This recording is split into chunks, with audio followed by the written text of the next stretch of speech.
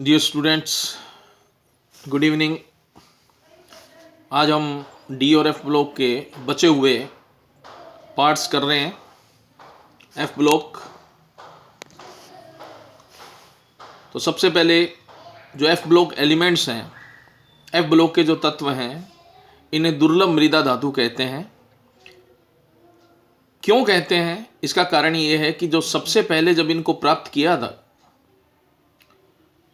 तो इन्हें दुर्लभ खनिजों से प्राप्त किया गया था। वे खनिज जो बहुत ही कम मात्रा में पाए जाते हैं, उनमें से इनको पाया गया था, प्राप्त किया गया था।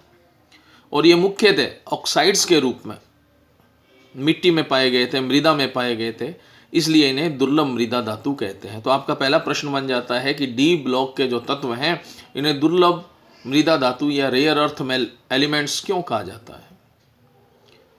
तो इसका आंसर आपका होगा कि इस श्रेणी के तत्वों को सबसे पहले दुर्लभ खनिजों से प्राप्त किया गया था और ये मृदाओं के रूप में, ऑक्साइड के रूप में मिट्टी में मौजूद थे, इसलिए इनको दुर्लभ मृदा धातु कहते हैं।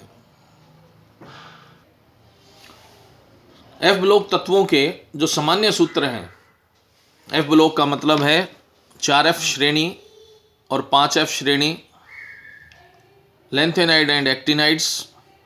इनका यदि हम सामान्य सूत्र देखें तो यह सामान्य सूत्र N-2 F 1 से 14 N-1 D 0 से 1 और NS2 होता है। इसका मतलब क्या है? इसका मतलब यह है कि जो सबसे पहले इलेक्ट्रॉन जाएगा वो NS में जाएगा। NS कौन सा है?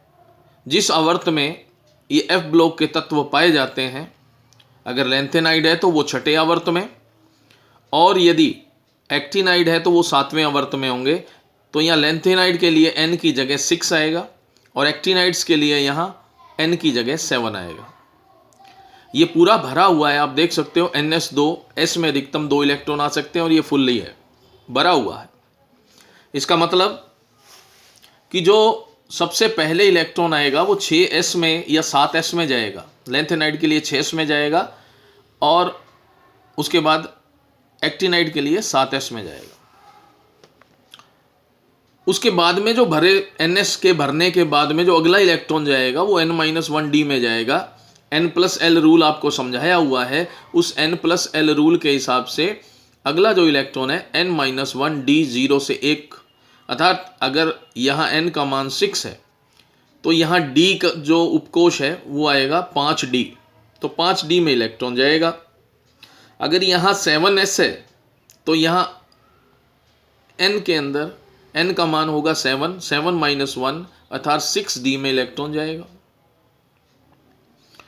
जब एक इलेक्ट्रॉन इसके अंदर भरा जाता है, एक इलेक्ट्रॉन जैसे ही D के अंदर आता है, पहला इलेक्ट्रॉन जैसे ही D के अंदर आता है तो 4F या 5F की जो ऊर्जाएं होती हैं वो ऊर्जा बहुत ही कम हो जाती है।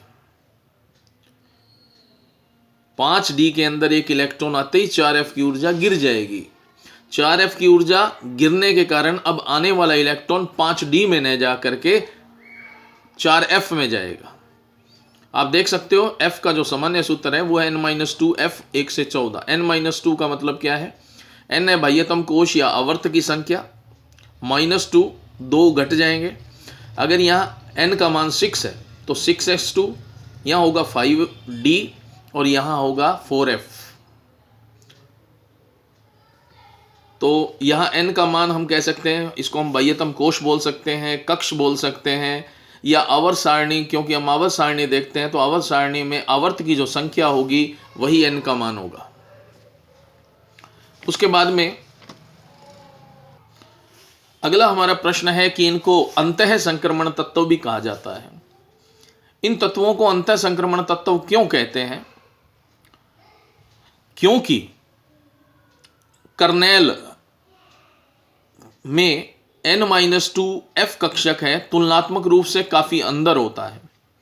जब हमने इसका इलेक्ट्रॉनीय विन्यास पढ़ा था, आपने दोबारा देखे हैं इलेक्ट्रॉनीय विन्यास में, तो आपको यहाँ बताया गया था कि ये सबसे बाह्यतम कोश 6S है लैंथेनाइड्स के लिए, डी कक्षक, डी उपकोश वो है n-1d अर्थात 5d, और उसके अंदर 4f। जब हम परमाणु की स्ट्रक्चर देखते हैं, जब हम परमाणु की संरचना देखते हैं, तो परमाणु की संरचना के अंदर सबसे बाह्यतम कोश 6s होगा या 7s होगा, तो अंदर वाला जो कोश होगा वो 5d या 6d होगा, और उससे अंदर वाला कोश होगा वो 4f होगा। हम जानते हैं कोशों की संख्या नाभिक से बाहर की तरफ बढ़ती है। नाभिक के साथ वाला कक्ष 1 नंबर होता है, उससे बाहर 2, उससे बाहर 3, उससे बाहर 4 नंबर कक्ष, n का मान बढ़ता जाता है। यहाँ 4f है जो आने वाला इलेक्ट्रॉन होगा, क्योंकि हम इसको f ब्लॉक के तत्व कहते हैं, क्योंकि अंतिम जो इलेक्ट्रॉन जाएगा वो 4f में जाएगा। अंतिम इलेक्ट्रॉन 4f में भरा जाएगा, इसीलिए इनको f ब्लॉक के एलिमेंट्स कहा गया है, f ब्लॉक के तत्व कहा गया है।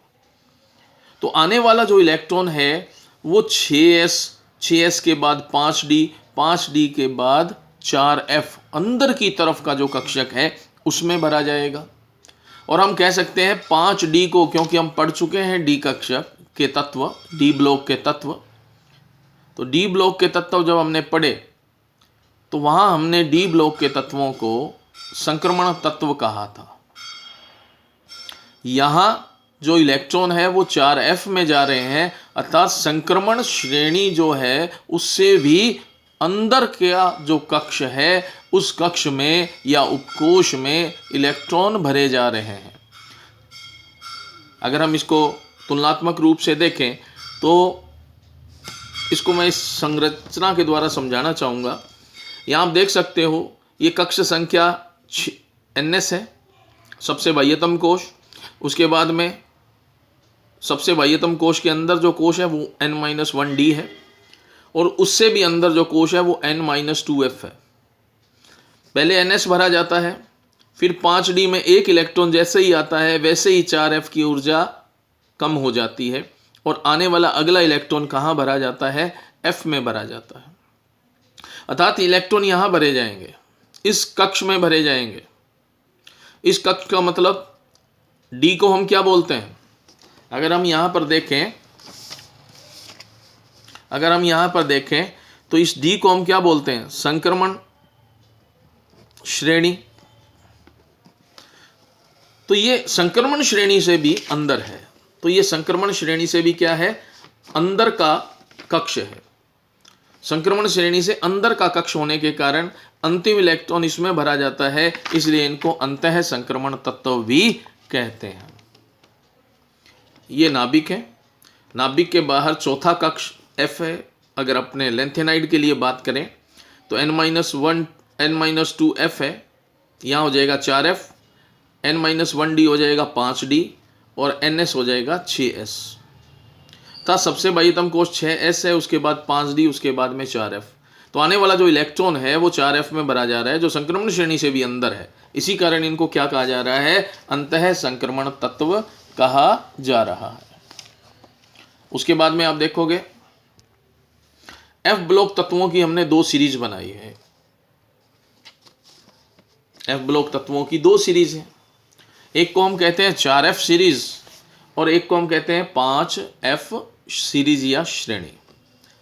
4f श्रेणी, इसको हम लेंथेनाइड श्रेणी भी कहते हैं, क्योंकि ये लेंथेनम जो तत्व है 57 नंबर परमाणु क्रमांक वाला लेंथेनम है, उसके बाद आते हैं, इसलिए इन्हें लेंथेनाइड या लेंथेनॉन के नाम से भी, लेंथेनाइड या लेंथेनॉन के नाम से भी जाना जाता है। लेंथेनम के बाद में आता है सीरियम। तो सही मायने में F में जो इलेक्ट्रॉन भरने शुरू होते हैं वो सीरियम से ल्यूटीशियम तक भरे जाते हैं। सीरियम का नंबर है 58 परमाणु क्रमांक और ल्यूटीशियम का है 71 नंबर। तो ये इनके परमाणु क्रमांक है। तो 4f श्रेणी सीरियम से ल्यूटीशियम तक भरी जाएगी। ये 14 तत्व हैं, 14 इलेक्ट्रॉन इनमें भरे जाएंगे, वो भी 4f में। कुछ एक में 5d में जाते हैं, वो अपने उसकी इलेक्ट्रॉनीय स्ट्रक्चर में पढ़ेंगे। उसके बाद में आती है हमारे पास में 5f श्रेणी।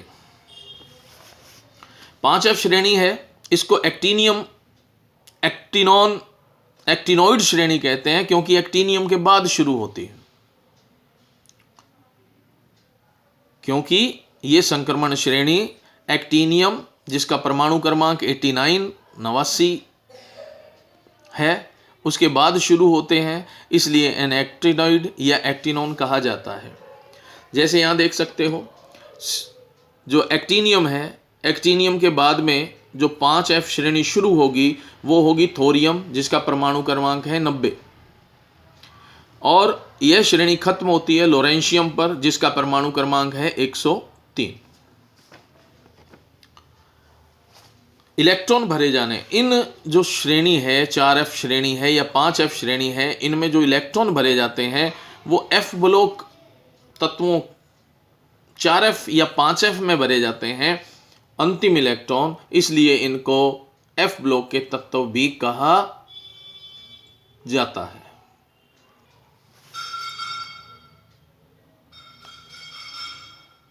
F में इलेक्ट्रॉन होते हैं, F ब्लॉक के जो तत्व हैं वो 14 तत्व हैं और 14 तत्वों में लगातार इलेक्ट्रॉन भरे जाते हैं, इसलिए प्रत्येक F ब्लॉक की जो श्रेणी है, चाहे वो 4F हो चाहे वो 5F हो, एक्टिनॉइड या लेंथेनॉइड जिनको हम कहते हैं, उनके अंदर 14 इलेक्ट्रॉन पाए जाते हैं।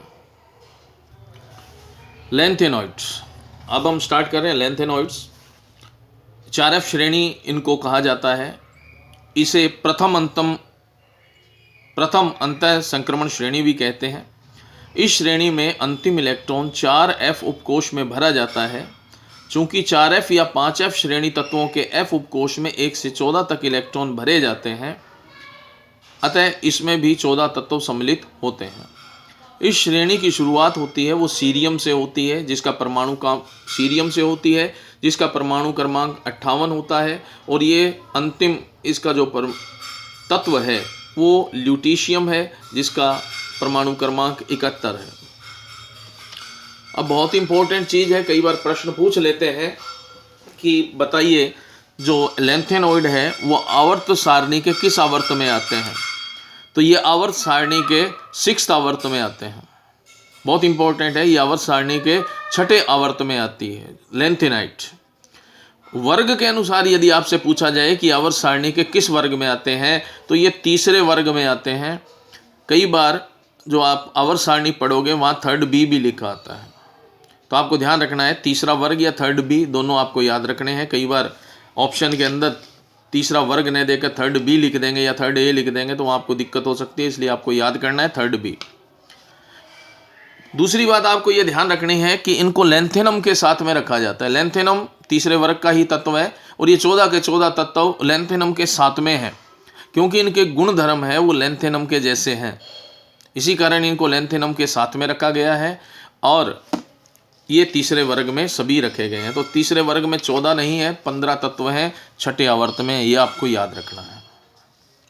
इसीलिए लेंथेनम को इनके साथ में स्टडी की जाती है, लेकिन वास्तव में लेंथेनम F ब्लॉक का तत्व नहीं है। इनका जो सामान्य इलेक्ट्रॉनीय विन्यास होता है वो 4F1 से 14, 4F1 से 14 अर्थात जो इलेक्ट्रॉन है वो 4F में भरे जाएंगे 14 इलेक्ट्रॉन। 5D का मान 0 से 1 हो सकता है, वो डिपेंड करेगा, आगे हम इनका इलेक्ट्रॉनीय विन्यास में देखेंगे। और अंतिम कक्ष होता है 6s2। लेकिन आपको याद रखना है सबसे पहले जो इलेक्ट्रॉन भरा जाता है वो 6s में भरा जाएगा। 6s कंप्लीट होगा 2 इलेक्ट्रॉन के साथ में, उसके बाद में 5D भरना शुरू होगा। मैं पहले भी बता चुका हूँ 5D में 1 इलेक्ट्रॉन आते ही 4F की ऊर्जा डाउन हो जाती है, गिर जाती है, जिसकी वजह से 5D भरना बंद हो जाता है और आने वाले इलेक्ट्रॉन 4F में भरे जाते हैं। इसमें कुछ अपवाद हैं, वो अपने आगे इलेक्ट्रॉनीय विन्यास में समझेंगे। लेंथेनाइड है, इनको प्रतीक के रूप में Ln से भी लिखा जाता है, प्रतीक के रूप में इनको Ln से भी लिखा जाता है। अब हमारे पास में एक प्रश्न आता है, क्या कारण है कि Ln अर्थात लेंथेनाइड को एक ही वर्ग अर्थात 3रे वर्ग में रखा गया है।